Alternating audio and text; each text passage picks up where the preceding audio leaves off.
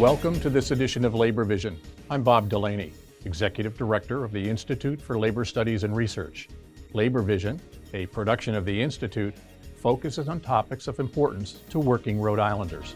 We hope you enjoy this edition.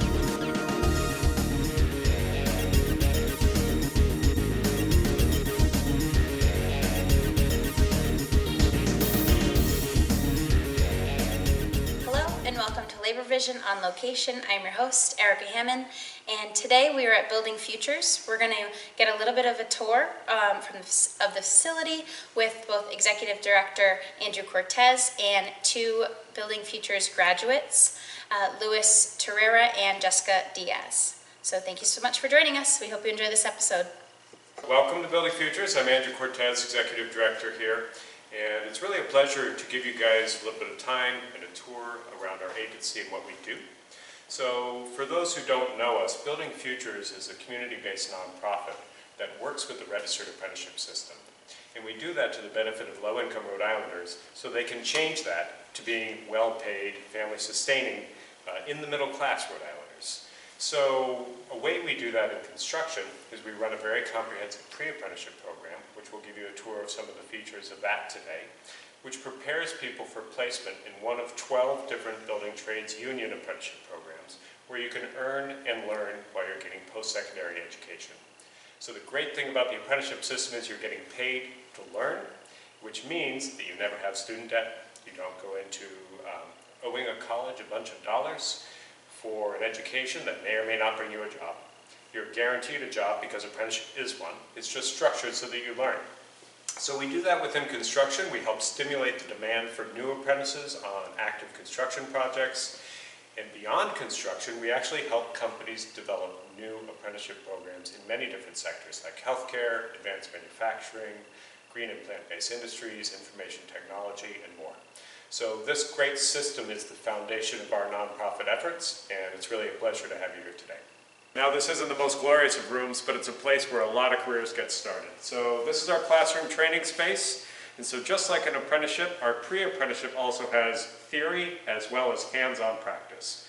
The hands-on practice, I'll show you those areas in a minute, but this is where all the theory learning happens. Not only that, some basic safety, tool usage, all that good stuff. You got to get some of the fundamentals. Every day we work on math, we work on financial literacy, and a variety of other facets that help support an apprentice on their journey to be a successful journey worker. So as you can see over here on our wall, this is actually our wall of fame.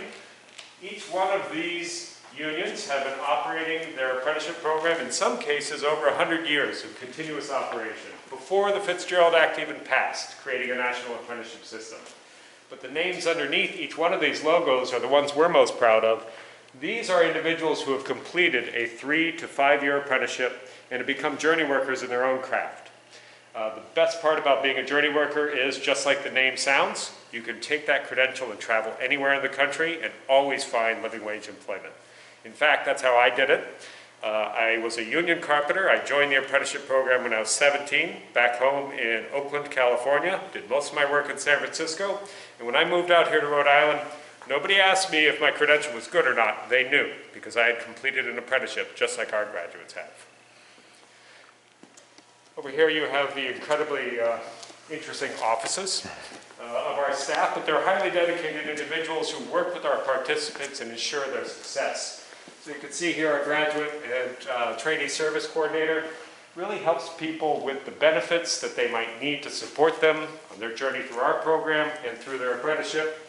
Ian, our training director, has been with me since the beginning.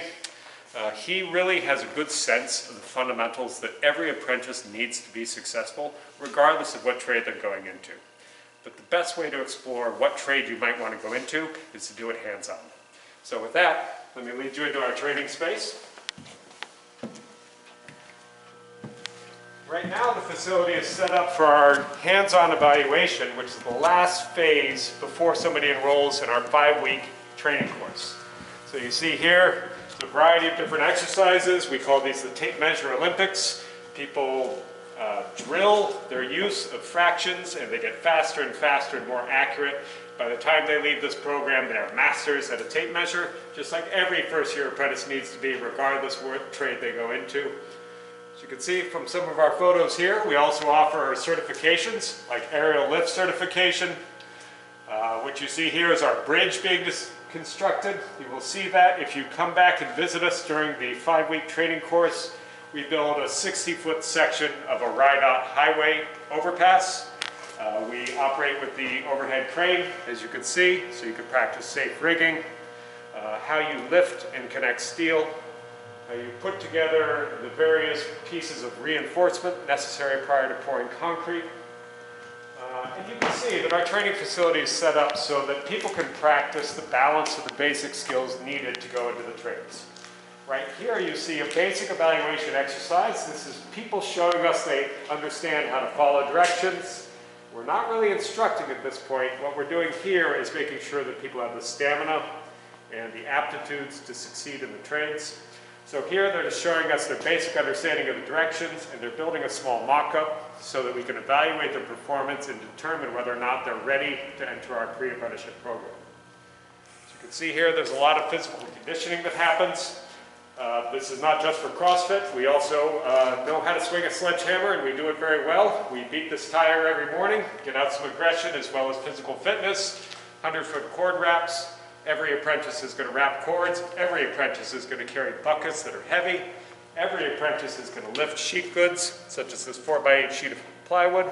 They need to know how to do it safely by themselves and with others.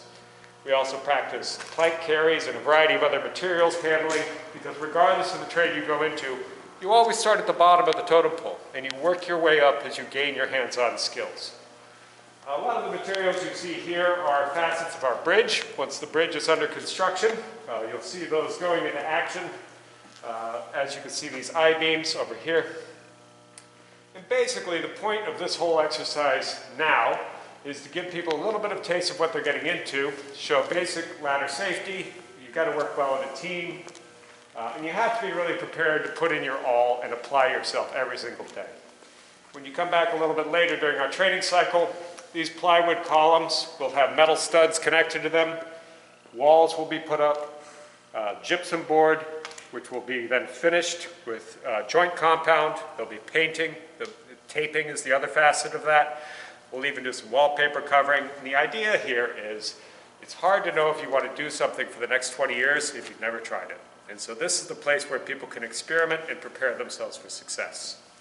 And in the back of our training facility here, you see our loading area, because we also do community-based projects. We are currently building in partnership with One Neighborhood Builders 5 passively designed net zero homes for low-income families right on Riverside Park. It's an exciting project, but this is the staging area, so our trucks can pull in the morning, get loaded up with their equipment that they need for the day, get out there and be productive, contribute to the community while learning a new career path. And so everything we do here, we try to leverage and make sure that we get maximum impact for the effort. So if you're going to be training somebody on how to do a construction process, why not create community benefit at the same time beyond just that individual's lives? And that's exactly what we try to do here at Building Futures.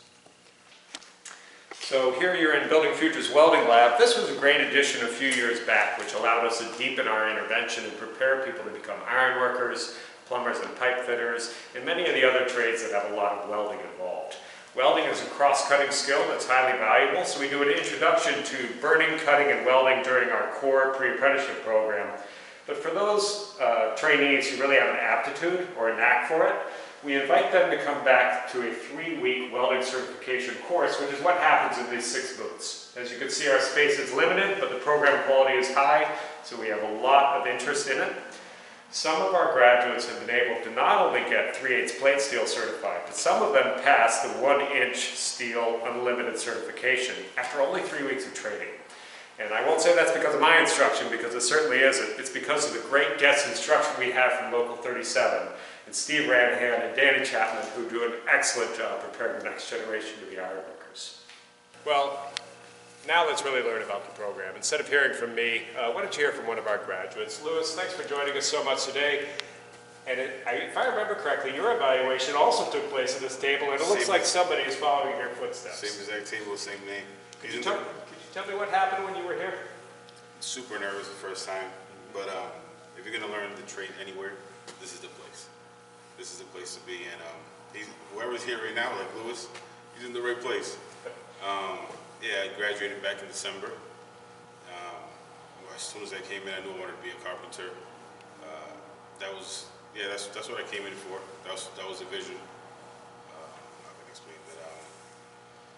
How did you first get involved with Building Futures? I actually had a union friend that I asked him how he got in. Okay. And one thing about Building Futures grads, they carry it everywhere. They have the sweatshirts, they'll have the stickers on the helmets, so he guided me here, and it's been the best choice ever made. Honestly, Lewis's story is not unusual. The vast majority of our applicants come from our graduates. It's really word of mouth. It's people like you who have been out there and been successful. You know what it takes to be successful, right? So you refer your friends you know where they're ready. And that's how we get most of our graduates, and honestly, and applicants, and apparently another Lewis. Another Lewis, right? And you said you knew, I'm sorry. Go ahead. You said you knew right at the start of your evaluation process, right at the start of the training, that you knew you wanted to be a carpenter. Yes, Right. this is the first step. Okay. This is the mock build that you do. That's the main one day you go. This is the process of building it. They give you the tools, the measurements, and as soon as I touched the wood and started working with it, I said I love it. Okay. This is where I'm going to be, and now I am a union carpenter. So, And so the nice thing about being a union carpenter, of course, you're a journey worker too. yes, sir.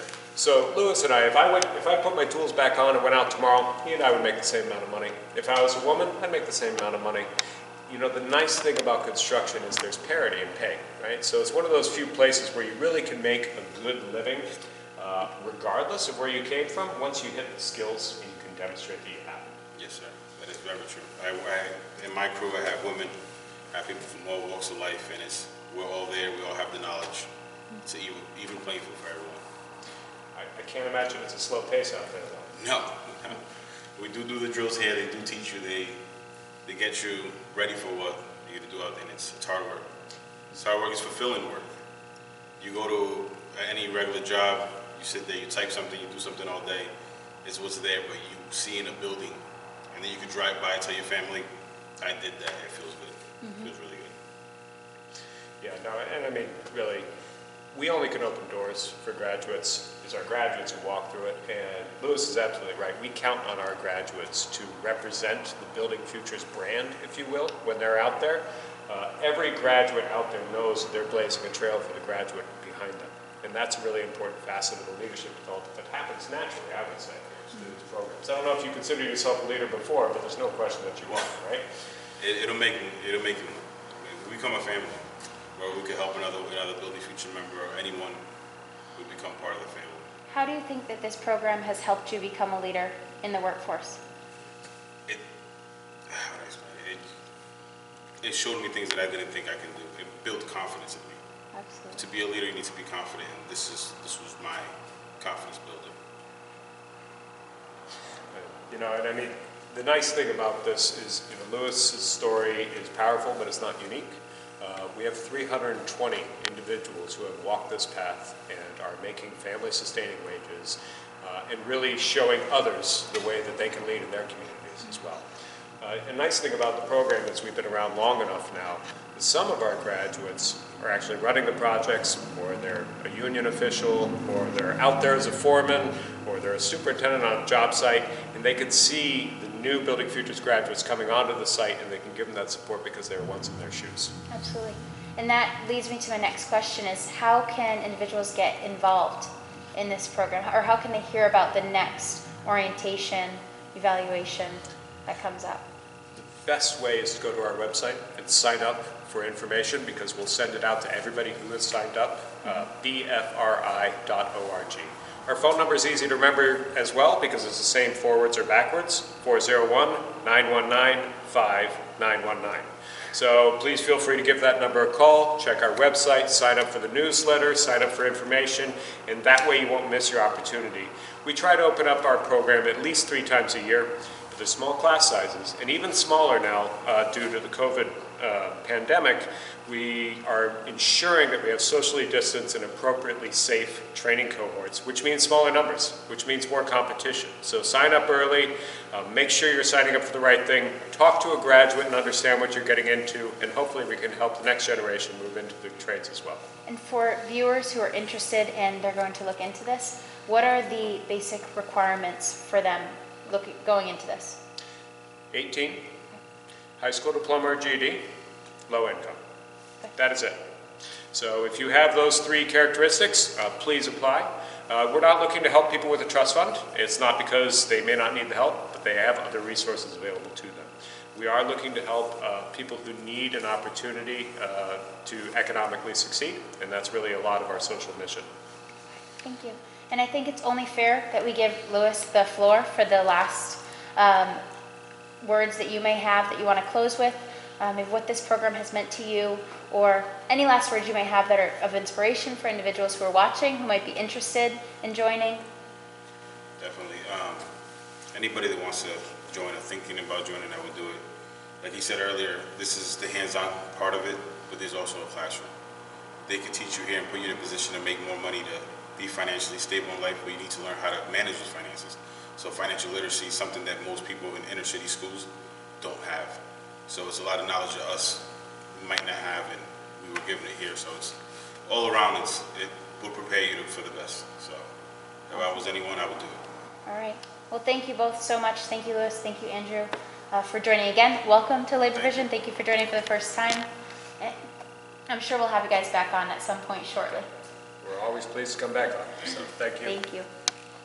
Thank you all so much for watching Labor Vision. This was our first on-site segment. We're here at Building Futures, Rhode Island, and we hope to see you back here for our next segment. Thank you so much. Thank you for joining us for this edition of Labor Vision. We appreciate your input and encourage your comments. Labor Vision can be seen on this channel 3 times each week: Tuesday at 7 p.m., Thursday at 8 p.m., and Saturday at 5 p.m.